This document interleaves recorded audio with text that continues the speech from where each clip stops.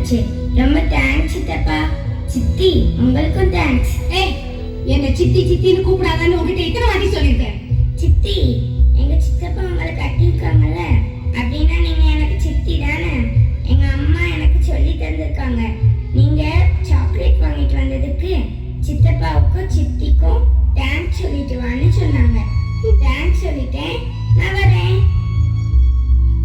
சரவணம், நம்ம சாக்லேட் வாங்கிட்டு வரல, நீ சாக்லேட் வாங்கி கொடுத்தியா? நான் கொடுக்கல ரோஷினி.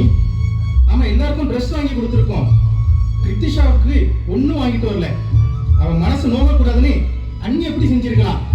அவளுக்கு சாக்லேட் வாங்கி கொடுத்தாங்க சரி, ஆனா நம்ம கிட்ட வந்து தேங்க்ஸ் சொல்லிட்டு வான்னு சொல்லிருக்காங்களே, இது சரிதானா? இங்க பாருங்க, நாம வாங்கிட்டு வரலங்கிறத எப்படி குத்தி காட்டுறாங்க பாருங்க. ரோஷினி, எங்க அண்ணிக்கு அந்த மாதிரி பழக்கம்லாம் கிடையாது. அப்படின்னா அப்படின்னா நான் சரியில்லைன்னு சொல்றீங்களா? இந்த வீட்டுல என்ன யார்தான் மதிக்கிறாங்க? நாம அடுத்தவங்க மதிக்கிற மாதிரி நடந்துக்கிட்டா நம்மள அடுத்தவங்க மதிப்பாங்க. போதும் போதும் சரவணா, உன்னோட அட்வைஸ்க்கு ரொம்ப நன்றி. இனிமே எப்படி நான் நடந்துக்கணும்னு உங்ககிட்ட கேட்டு நான் தெரிஞ்சுக்கிறேன், சரியா? நடந்துக்கிட்டா சரி. வீட்டுல ஆம்பளைங்க சொல்ல கேட்டு பொம்பளைங்க நடந்துக்கிட்டா குடும்பத்துல சண்டை சச்சரவுங்கிறதே வராது. ரோஷினி குட்டி, நீயும் அதை ஃபாலோ பண்ணினா எனக்கு ரொம்ப சந்தோஷம். நீ ரொம்ப சந்தோஷப்படாத, இன்னைக்கு உனக்கு டிஃபன் கட்டு.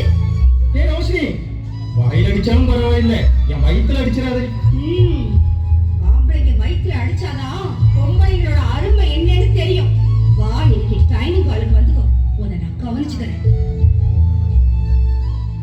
டைனிங் ஹாலுக்கு போனதும் அப்படியே ஒரு முத்தம் கொடுத்து ஆளை கவுத்துற வேண்டியதுதான்.